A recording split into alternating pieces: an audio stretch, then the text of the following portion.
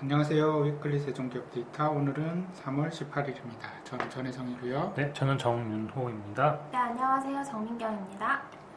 오늘은 제가 먼저 시작을 해볼 건데요.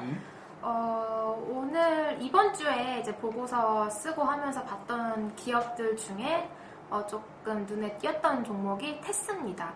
테스는 이제 유명한 반도체 장비 회사죠. 네.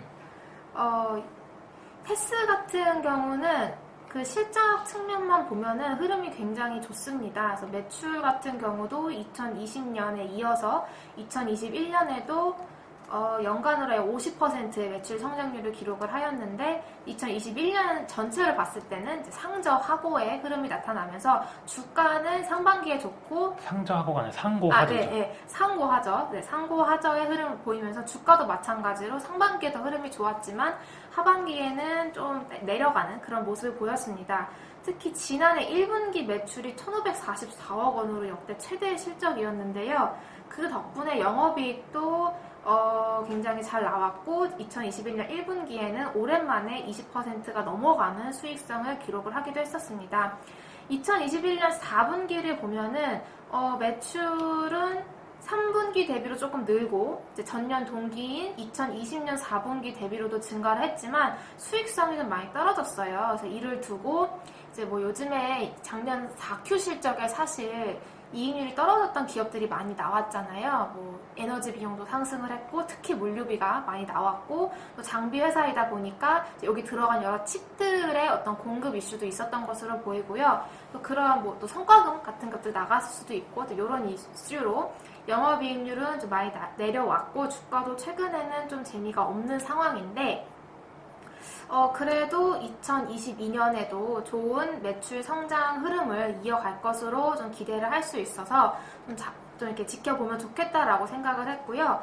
테스 같은 경우는 2021년 4분기 사업보고서에 기재되어 있는 수주잔고를 저희가 좀 일찍 업데이트를 해 놓았습니다. 원래는 사업보고서가 다 나오면 이제 한 번에 업데이트를 하는데 이제 좀 나왔고 보고서를 쓰는 기업 같은 경우는 이제 저희가 빠르게 이제 개별적으로 좀 넣어봤는데요. 4분기 수주잔고가 558억 원이었습니다. 2021년 3Q 때는 151억 원까지 빠졌었는데 다시 500억대까지 늘어났고요. 2021년 연간으로 가장 좋은 실적을 냈던 1분기 때 수주잔고가 가장 좋았는데 이제 그때 이후로 지금 다시 수주잔고가 올라온 상황입니다. 회사 측에서는 올해 연간으로는 한 자릿수 후반대에서 잘 나오면 두 자릿수 때까지 매출 성장은 가능할 것으로 보고 있더라고요. 이제 그런 부분들과 그렇게 이제 보고 있고 사실 2022년 연간으로 좀 좋은 그런 흐름을 나타낼 것으로 기대는 하지만 개인적으로는 1분기에 대한 기대감보다는 2분기를 좀 더 바라보는 게 좋을 것 같습니다. 그래서 그 배경으로는 먼저 첫 번째로는 테스 같은 경우는 국내로 수입되는 반도체 장비의 수입 데이터와 매출 추이가 좀 비슷한 상관관계를 나타내고 있습니다. 상관계수가 약 0.8 정도로 충분히 참고할 만한데요. 월별 데이터를 보게 되면 1월과 2월 모두 전년 동월 대비 감소를 했습니다. 그래서 이 부분은 뭐 작년 1분기가 너무 좋았기 때문에 그 좋았던 것에 대한 뭐 기고 효과라고도 하던데요. 이제 그런 영향 때문에 이제 감소 폭이 좀 크게 나타났고 금액 자체로는 괜찮습니다. 그래서 이런 것들을 보면은 회사가 전망하는 거는 연간으로 한 자릿수 후반에서 두 자릿수까지 매출 성장을 예상을 하지만 작년 1분기가 너무 좋았기 때문에 올해 1분기는 YOY로는 매출이 좀 빠질 수 있다. 이런 거는 좀 짚고 1분기보다는 2분기를 좀 타깃을 하고 주가를 좀 바라보는 편이 좋겠다라는 생각을 좀 했습니다. 이 테스 같은 경우는 이제 하는 장비가 CVD 장비잖아요. 네네. 일종의 이제 증착 장비인데 이게 삼성 같은 경우에 반도체 새로운 공장, 이제 삼성은 P1, P2, P3 이렇게 이름을 붙이는데 P3 공장 같은 경우가 이제 거의 건물하고 인프라가 1분기, 2분기 안으로 마감이 될 것 같고 그러면은 늦은 2분기나 3분기부터는 본격적으로 장비가 들어가게 되는데 이제 테스는 전공정 장비이기 때문에 그때 이제 아마 삼성에서 미리 발주 얘기는 다 되어 있을 거고 공식적인 PO라든지 발주가 나오는 거는 아마 그때 그 근처에 하기 위해서 지금 미리미리 이제 부품을 수급해 놓은 것들이 이렇게 반영이 되지 않나 싶습니다. 네, 그리고 또 그 삼성에서 텍사스 진출할 네. 때도 테스도 좀 같이 들어가는 것 같고요. 또 하이닉스 쪽 물량도 좀 기대를 해볼 수가 있어서 작년에 연간으로 3,700억 원 정도의 매출이 나왔는데 2022년에는 이제 앞자리가 4자도 가능할 것으로 예상을 하고 있고 영업이익률이 이제 문제인데요. 이제 요즘에 이제 공급난 때문에 이제 부품의 수급 문제도 있고 이 회사 측에서는 자기네들은 이런 원재료 그런 수급 공급 뭐랄까요 그 밸류 체인을 좀 다변화를 시켜놔서 상대적으로 덜 하긴 하지만 이게 자기네 장비뿐만 아니라 이게 여러 장비가 이제 같이 들어가게 되는데 이 설치 자체가 좀 지연되는 영향이 있다 하더라고요. 그래서 그런 부분, 그다음에 뭐 물류 이슈, 아무래도 외국에 장비를 보낼 때 이제 잘 안 잡히죠, 배가. 이제 그런 것들 때문에 수익성이 과연 매출액이 증가하는 것만큼 따라올지 이 부분이 조금 체크 포인트이긴 하지만 어쨌든 전방 시장에서 투자를 계속 하기 때문에 장비 매출이 좀 증가할 수 있고 수익성을 좀 받쳐준다면은 주가도 뭐 회복할 수 있지 않을까 이렇게 생각을 해서 한번 다뤄봤습니다. 네, 이제 제가 소개 이어받아서 말씀을 좀 드려보면 아까 이야기를 해주셨던 것처럼 한국에서 제조업 기반의 수출을 하는 그런 기업들이라고 해야 될까요? 그러면 이제 뭐 에너지 비용이라든가 뭐 물류 비용이라든가 뭐 여러 가지 비용 문제가 있기 때문에 22년도 1분기 그리고 2분기 실적이 사실 의미 있게 증가하는 기업을 찾기가 사실 좀 어렵다고 보고 있고 그걸 좀 피해가는 기업을 한번 계속 찾고 있습니다. 그래서 선택한 기업이 유니캐스트인데 일단 21년도에는 창사 이래 최대 실적 달성했습니다. 4분기는 전분기 대비 매출이랑 이익이 조금 감소하긴 했지만 반도체 공급 부족 이슈에도 불구하고 상당히 선방을 하고 있다라고 생각하고 있습니다. 이게 본업이 어떤 회사이냐면 비메모리 반도체를 유통하는 회사인데 18년도부터 매년 매출액의 앞단위가 바뀌고 있어요.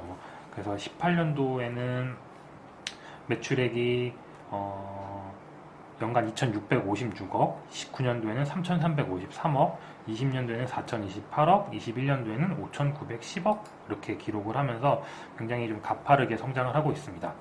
근데 이제 저도 요거를 좀 이해하기가 조금 시간이 오래 걸렸는데 본업은 비메모리 반도체 유통인데 단순히 유통이라고 보기에는 조금 좀 뭐라고 해야 될까요? 좀 더 높은 밸류를 줘야 된다라고 보는 게 단순하게 뭐 서플라이어랑 고객사를 연결시켜주는 게 아니라 그거를 모두 만족시키는 게 약간 핵심이라고 봐주시면 될 것 같습니다.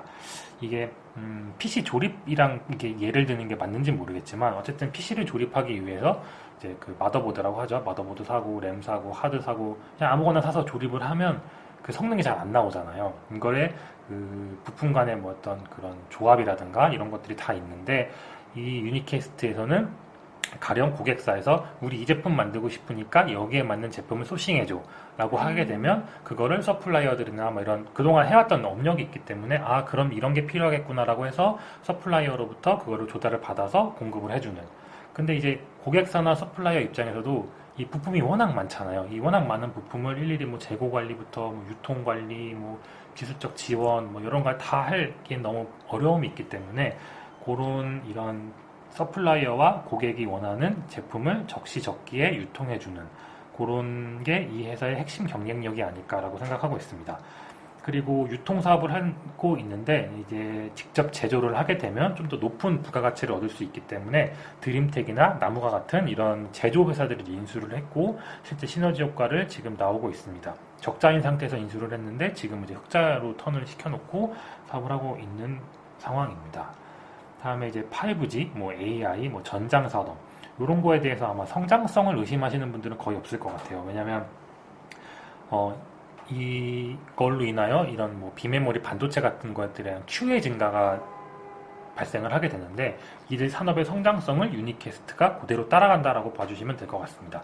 실제로 그 삼성전자가 미국 버라이존에 통신장비 납품을 하고 있는데 거기에도 유니캐스트가 관련 장비를 이제 유통, 납품 이런 거를 좀 하고 있기 때문에 좀 수혜가 실제로 있고 또 반도체 기업들이 M&A가 활발하게 진행이 되고 있는데 이 과정에서 유통사들이 좀 경쟁력 있는 회사들로 좀 재편이 되고 있다라고 해요. 그러니까 회사가 두 개 있는 회사가 하나로 합쳐지게 되면 각각의 회사에 유통하고 있던 그 유통회사들이 있을 텐데 통합이 되면 아무래도 좀 경쟁력 있는 그런 회사들로 좀 압축이 되고 있는데 그 유니캐스트가 이 압축되는 회사로 들어가면서 좀 수혜를 잇고 있는 게 아닌가 보고 있습니다. 저희가 21년도 6월에도 잠깐 이 회사 코멘트를 드렸는데 그때도 굉장히 긍정적으로 말씀을 드렸는데 여전히 성장성은 매우 높다라고 판단하고 있습니다. 실적 최근에는 혹시 비메모리 네네. 공급 이슈 때문에 주가가 조금 안 네네네네. 시스템 반도체 공급 부족 이슈는 여전히 있어서, 그러니까 오더는 많이 들어오는데 그거를 제대로 대응해주지 못했던 것도 분명히 있습니다. 그걸 감안해서 나온 성적이라고 해야 되나요? 그걸 감안해서 나온 실적이 이 정도이고, 반도체 공급 부족 이슈가 언제 해소될지는 사실 아무도 모르잖아요. 근데 뭐 대체적으로는 뭐 올해 하반기 정도, 22년도 하반기 정도에면은 그래도 완벽하게 해소는 아니겠지만 그래도 지금보단 상황이 나아질 것 같다라는 게 뭐 전반적인 그냥 뭐 시장의 좀 톤, 뭐 기대 이렇게 되지 않을까 싶어요. 그래서 지금 정도의 타이트함이 있었다고 가정을 해도 22년도 매출은 전년 대비 한 20% 성장이 기대가 되는데 만약에 반도체 공급 부족 이슈가 해소가 된다라고 하면 더 높은 성장도 충분히 가능한 그런 상황입니다. 근데 일단 주가는 제가 21년 6월에도 긍정적이라고 말씀을 드렸고 그때 보면은 이제 1분기 실적까지밖에 안 나왔거든요. 근데 21년도 연간 최대 실적 나온다고 말씀을 드렸지만 주가는 21년도 1월에 고점을 형성하고 조금 지지부진합니다. 아마 공급 부족에 대한 그런 한계, 뭐 이런 리스크라고 표현을 해야 될까요? 그런 거에 대한 우려감과 어떻게 보면은 저처럼 이거를 좀 이렇게 처음 들어보면 야 유통사 아니야? 라고 하니까 밸류에이션을 좀 낮게 주는 그런 약간 오해가 있지 오해라는 뭐 표현이 맞는지 모르겠지만 그런 게 좀 원인이 아닌가 싶은데 어쨌든 반도체 공급 부족 이슈는 올해 하반기에 해소가 될 가능성이 높은데 그 시점에서는 시장의 관심도가 매우 높아지지 않을까 생각이 됩니다. 왜냐하면 반도체 공급 부족 이슈가 해소가 되면서 실제 실적 개선이 같이 일어날 수 있는 기업을 그 당시에는 시장에서 찾을 수 있기 때문에 그동안 소화하지 못했던 오더를 빠르게 매출화시키면서 올해 큰 폭의 성장이 좀 기대가 됩니다. 그 영업이익률이 이제 말씀해주신 것처럼 유통사다 보니까 사실 유통사는 마진을 그렇게 많이 가져갈 수는 없잖아요. 근데 그래도 수익성이 계속 좀 몇 년째 개선되는, 특히 최근에 그동안은 2%대 중후반 정도 수익성을 냈는데 작년에 4% 이익이 나왔더라고요. 요즘처럼 이제 비메모리에 대한 수요는 높지만 이제 공급이 받쳐주지 못하다 보니까 올해도 요 정도 이익률 혹은 그 이상 이어진다면은 이익률 개선을 또 시장에서 좋아하는 그런 뭐랄까요 구조이다 보니까 그 부분도 좀 긍정적일 것 같습니다. 네, 그리고 또 하나 이제 기대하고 있는 회사가 자회사가 AI 매트릭스라는 자회사가 있어요. 그러니까 이 회사가 어떤 회사냐면 그 현대자동차와 현대모비스 연구원분들이 이제 사내벤처로 시작을 했고 유니캐스트가 16년도에 인수를 했다고 합니다. 얘네가 이제 뭐 인공지능 관련해서 뭐 에이다스나 뭐 이런 에쿠스에 들어간 에이다스 여기서 처음 공급했다라고 하더라고요. 근데 이제 지금은 이제 에이다스 사업을 안 하고 있는데 뭐 자율주행 관련된 기술도 지금 보유를 하고 있고 근데 뭐 자율주행 기술은 뭐 사실 당장 실적으로 뭔가 반영이 되는 그런 사업은 아니라 어떻게 보면 이런 좋은 기술력을 가지고 있다. 이 정도로만 좀 봐주시면 좋을 것 같은데 개인적으로 좀 관심을 갖고 있는 사업이 FMS라는 사업입니다. 그러니까 이게 뭐냐면 PDX나 UPS 같이 그런 물류 회사들은 차량을 다 소유하고 있잖아요. 뭐 대한통운이나 이런 물류 회사들은 거기서 대한통운은 좀 다르겠지만 어쨌든 PDX나 UPS들은 이런 물류 자동차를 가지고 있는데 그 자동차 운전수들을 이 물류 회사들이 고용을 한다고 해요. 그럼 이 물류 회사 운전자들이 드라이버가 안전운전을 하는지 아니면 운전 중에 뭐 담배를 핀다거나 뭐 신호를 뭐 약간 좀 무시한다던가 이런 안전운행을 안 하는 거에 대한 어떤 관제라고 표현을 하던 차량 관제라는 용어를 쓰는데 뭐 좀 쉽게 말하면 약간 감시나 뭐 이런 감독 막 이런 거겠죠. 이제 그런 것들이 이제 점점 필요하게 되는데 물류 회사들도 이런 법적으로 뭔가 사고가 났을 때 증거가 있어야 되잖아요. 그러니까 이거를 영상화 시키는 작업을 좀 하고 있다고 합니다. 근데 이제 그 실시간으로 이런 데이터들이 어떤 서버나 이런 걸로 넘어가게 되면 좀 과부하가 되고 통신료도 많이 나오고 이런 문제가 있는데 이 AI 매트릭스는 그러니까 이벤트 있는 것들만 이렇게 좀 이렇게 선별해서 이제 알림을 준다거나 그런 것들을 좀 서버로 넘겨준다던가. 그래서 이제 그런 이제 이런 기술을 가지고 있는데 실제로 미국에서 이런 물류 회사랑 계약을 맺고 공급을 하고 있는데 당장의 실적이 기대보다는 좀 덜 나왔다고 해요. 왜냐하면 코로나 이슈도 좀 일부 있었고, 다음에 이제 시스템 반도체 공급 부족으로 이제 기계가 이제 보편화가 되지 않았다고 합니다. 그러면은 얘네는 어떤 사업 모델을 가지고 있냐라고 하면 이제 물류회사로부터 대당 이제 월 뭐 10,000원 뭐 이렇게 받는 건데, 이 물류회사들 입장에서는 이 10,000원을 지불하더라도 이 회사가 드라이버가 안전운전을 함으로 인하여 보험회사로부터 보험료를 할인받으니까 그 비용이 더 세이브가 많이 되는 거죠. 그래서 이제 이런 식의 어떤 사업 모델을 지금 꾸려나가고 있고, 이제 뭐 한국에서는 사실 이런 사업 모델이 거의 많이 좀 없는데, 이제 뭐 미국이나 이런 좀 선진 시장에서는 이런 시장이 저희 나라보다는 국내보다는 훨씬 크다고 합니다. 이런 시장에 지금 걸쳐서 사업을 진행을 하고 있고, 미국에 있는 회사랑 20년도에 계약을 했고 21년도 2월에 서비스 런칭을 했는데 아직까지는 좀 성과가 부진한데, 이유는 아까 말씀드렸던 것처럼 시스템 반도체 공급 부족으로 기기 보급이 좀 제한적인 거, 그다음에 이제 코로나 때문에 영업 활동이 조금 제한적이었던 게 있는데, 어쨌든 뭐 그런 부분은 자연스럽게 좀 해소가 되지 않을까 생각하고 있습니다. 모멘텀으로 좀 볼 수 있겠네요. 그쵸. 모멘텀으로도 좀 볼 수 있는데, 일단 제일 중요한 건 본업에서 좀 더 턴을 빠르게 해야 되는데, 그 시기가 22년도 하반기 정도 되지 않을까 싶습니다. 그래서 참사 일의 최대 실적 나올 것 같은데, 시총은 상대적으로 주가도 그렇고 좀 지지부진해서 뭐 좋은 기회가 있지 않을까라고 생각해서 소개드려 봤습니다. 네, 제가 준비한 내용은 GNBS 엔지니어링입니다. 여기는 상장된 지도 얼마 안 됐고 이름이 어려워요. 그러니까 어렵다는 게 뭐 어려워서 어려운 게 아니라 이제 GNBS라는 이제 영어가 길기도 하고, 근데 이거를 딱 한 번 들으면 이해할 수 있는 게, 이게 좀 어떻게 보면은 유치할 수도 있는데 그린 앤 블루 스카이의 약자라고 합니다. 뭔가 그린과 블루 맑고 네. 푸른 하늘인가요? 그러니까 뭔가 낭만이 있는 이름인데, 어떻게 보면 그러니까 그렇게 시작한 이름인 것처럼 회사가 하는 일은 반도체 장비인데 그 중에서도 스크러버를 합니다. 스크러버라는 거는 뭐 여기저기서 많이 들어보셨을 텐데, 뭐 최근 같은 경우는 이제 선박에서도 스크러버를 달죠. 환경 오염을 대비해가지고. 그리고 자동차도 뭐 스크러버를 달고.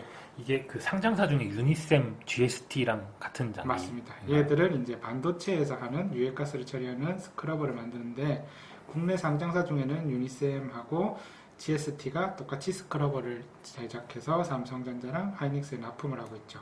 근데 얘가 조금 다른 거는 이제 무폐수 스크러버라는 걸 합니다. 그러니까 이 회사의 가장 원천 기술은 이제 플라즈마를 만드는 기술이에요. 거기서부터 모든 게 시작됐고, 스크러버를 간단하게 이제 설명을 드리면은, 예전부터 쓰는 거는 번웨 타입이라고 해서, 이제 나쁜 뭔가 가스가 있으면 그거를 높은 온도에서 태워버리면 되는 거죠. 그리고 이제 물로 씻어내고, 이렇게 태워버리고 씻어내버리면 대부분이 사라집니다. 근데 이렇게 되면은 이름만 들어봐도 폐수가 엄청 많이 나올 것 같잖아요. 그리고 온도를 올려야 되니까 그 열이라든지 이런 효율도 좋지 않고, 그래서 좋지만 이런 단점이 있고, 그 다음에 나온 게 이제 플라즈마를 사용해서, 전기 플라즈마를 사용해서 이걸 이제 산화를 시켜버리는 거죠. 그렇게 되면은 번웨 타입보다는 좀 더 발전이 돼 있지만 그래도 물 사용량이 상당히 많습니다.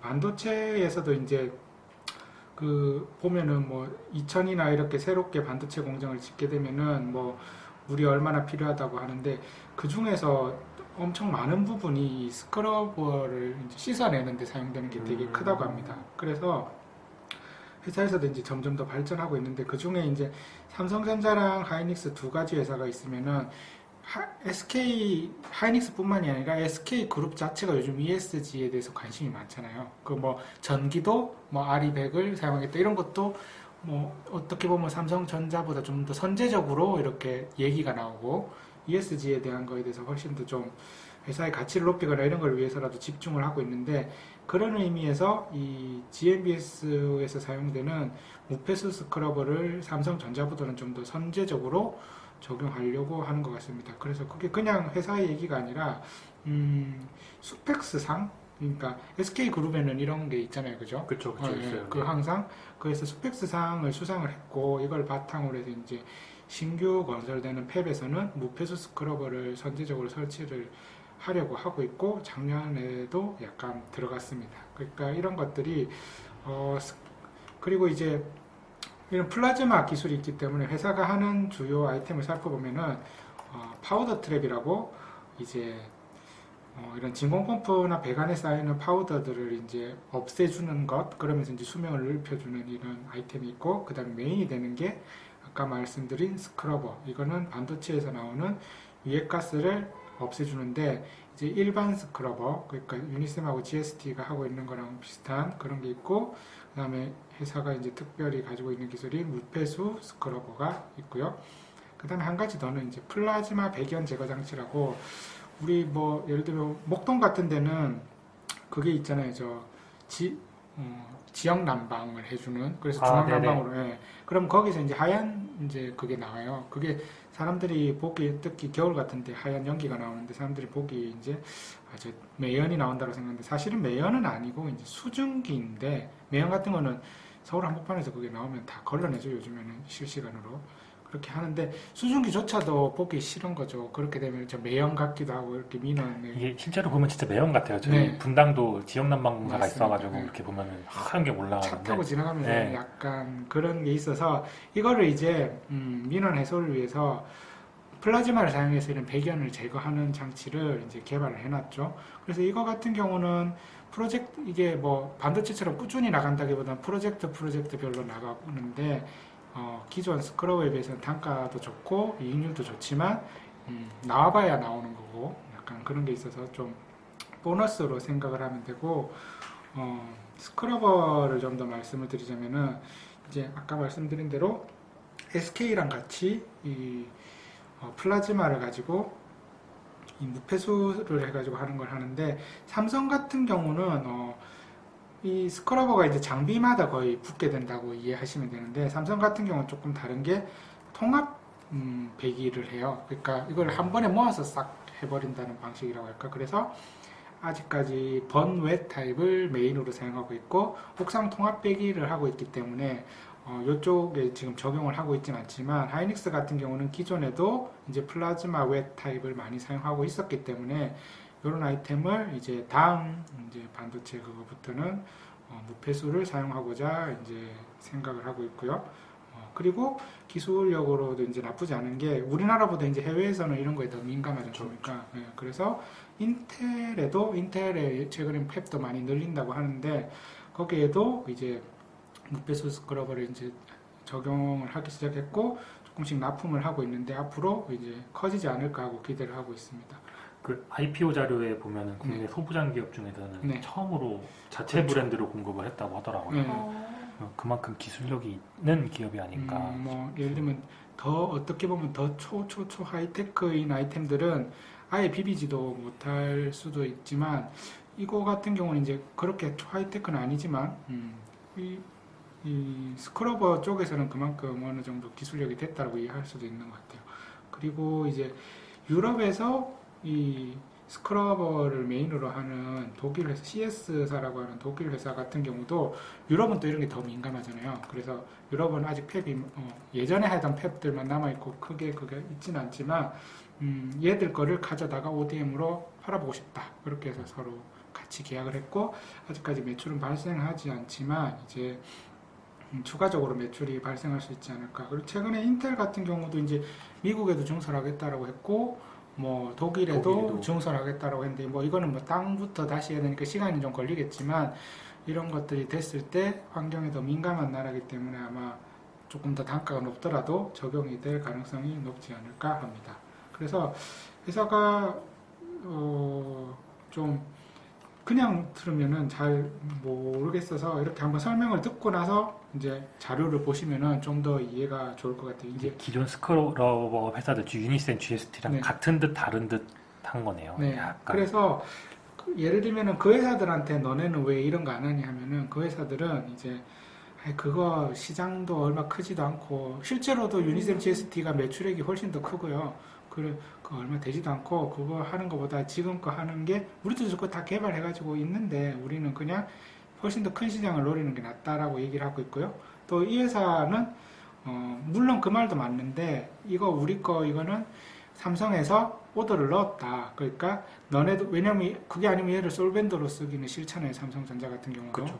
그러니까 너네들도 이런 거 개발해봐라 라고 개발 과제를 줬는데 걔들은 못 따라왔다. 그래서 뭐 지금은 그 시장이 훨씬 큰 건 맞지만 우리가 앞으로는 더 성장성이 있다. 그러니까 이런 거는 회사마다 얘기가 다르기 때문에 조금 더 크로스 체크를 하면서 파악해보면 좋을 것 같지만 아주 없는 예를 들면 뭐 갑자기 암이 나왔어요 하는 그런 신약보다는 SK에서도 직접 적용을 하고 있고 또 이제 스펙스 상이라는 그런 거를 그래도 아무나 주는 건 아니기 때문에 인텔에 적용됐다든지 이런 것들이 있기 때문에 요즘 친환경이나 아니면 반도체 이런 거랑 좀 더 맞는 회사 같아서 오늘 한번 들어가 봤습니다.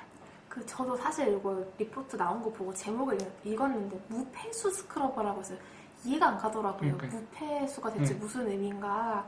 근데 그렇게 폐수 방류되는 게 많은 줄은 몰랐어요. 그것도 그리고 대부분의 폐수 방류가 이제 스크러버를 세척하는 데 쓰이고 있다고 하니까 어떻게 보면은 환경에도 많은 도움이 될 것 같아요. 그리고 이제 GMBS라는 이름을 이제는 안 헷갈릴 수 있는 그린 블루스카이. 네. 이게 이름이 헷갈려. 디에논 에너지라는 것도 그 너무 많잖아요. 이렇게 영어 이름으로만 되어 있는 게. GNC 자료 에너지도 보니까 이거를 무폐수 스크러버를 썼을 때 고객사 입장에서도 또 비용도 세이브할 수 있다는 포인트도 있는 것 네. 같은데 이런 것들이 좀 같이 어우러지면은 이제 회사 이해하는 데도 도움이 된 것 같습니다. 아마 근데 그거는 이제 그거랑 비슷할 것 같아요. 그러니까 차가 우리가 전기차를 사면 연비로는 좋은데 이 설치할 때 비용은 더 들겠죠. 그러니까 그렇죠. 아니면 이게 다 모든 걸 평정하고 이미 가격이 그렇죠. 저 1,000국에가 있어야 될 건데 그게 아닌 거 보면은 근데 앞으로 이게 뭐 예를 들면 다른 스크러버 회사들이 이쪽을 개발하든 아니면 또 다른 방법을 생각하든 뭐 친환경으로 나가야 되는 건 맞는 것 같긴 한데 어쨌든 그런 좋은 회사가 있어서 이번에 가져봤습니다. 네, 감사합니다. 네, 그럼 여기까지 할까요? 네, 네. 오늘도 급 끝나지만 또 다음에 또 좋은 자료를 가지고 와보도록 하겠습니다. 네, 감사합니다. 감사합니다. 감사합니다. 본 방송은 개인적인 의견이며 최종 투자 결정과 책임은 본인에게 있습니다. 참고 자료로만 활용하시기 바랍니다.